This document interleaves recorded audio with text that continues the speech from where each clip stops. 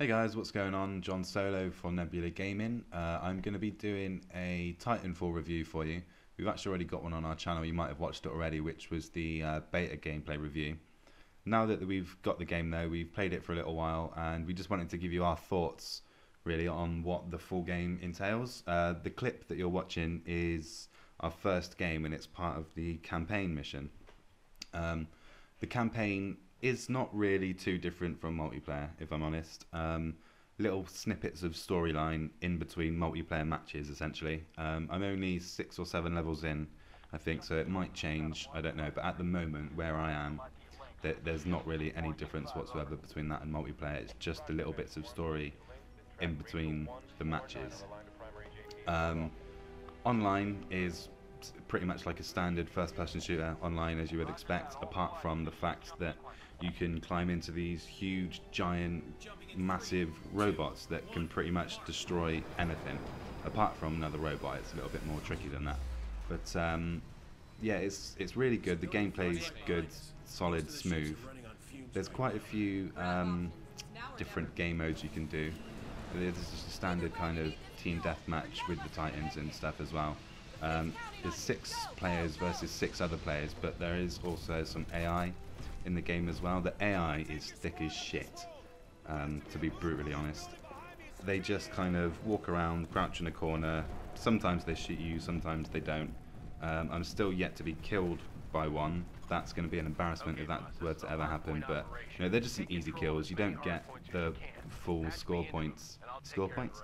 You don't get like full points for killing one of those. I think you get like 20 points or something for killing them.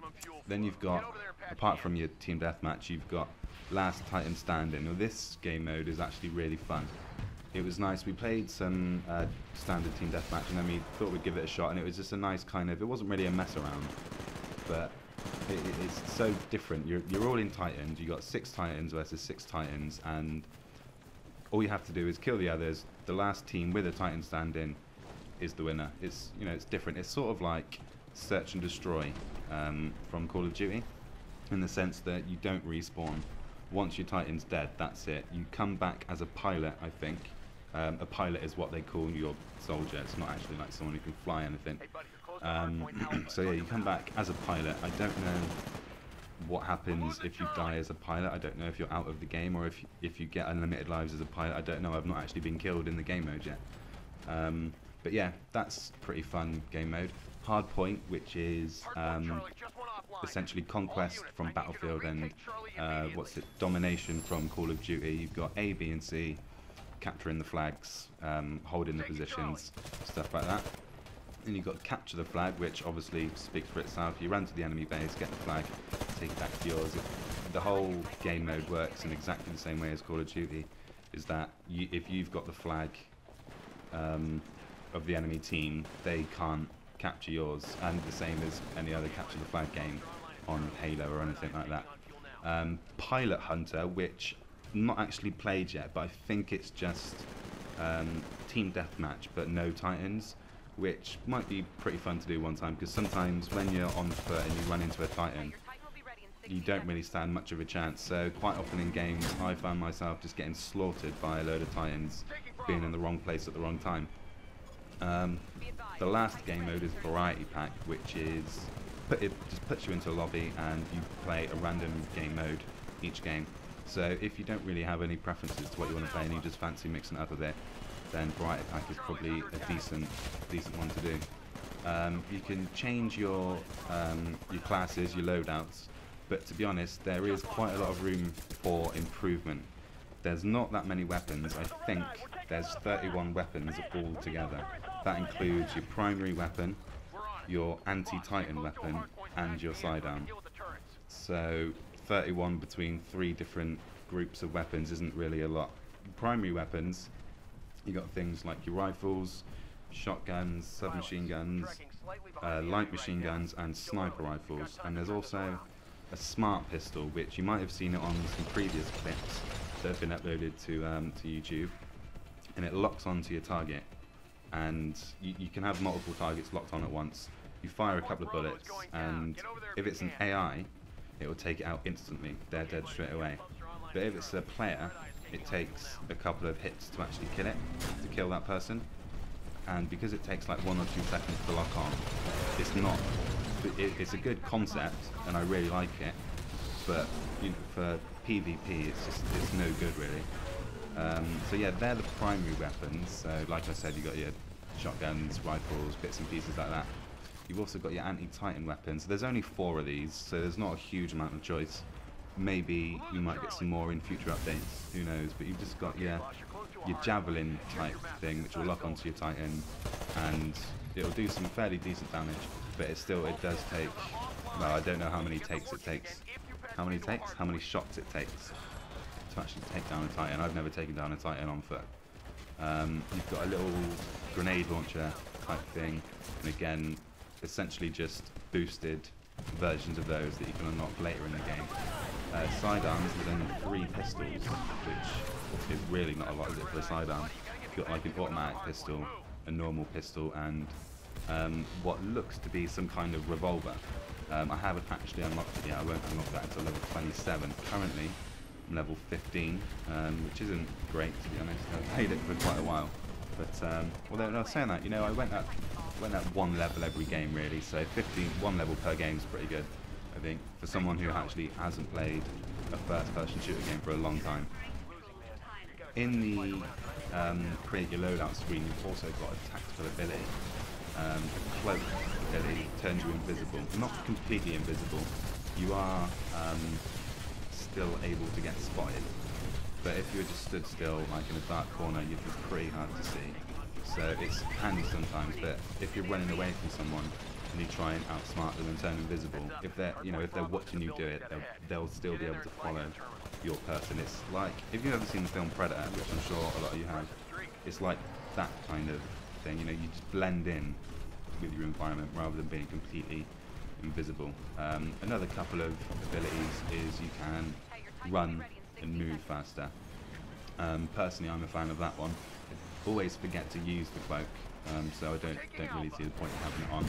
You've also got your grenades, an arc grenade, which is smaller damage, but it disrupts vision of Titans and pilots, so it can be handy if you're trying to get away from a Titan. You've also got these kind of perk things.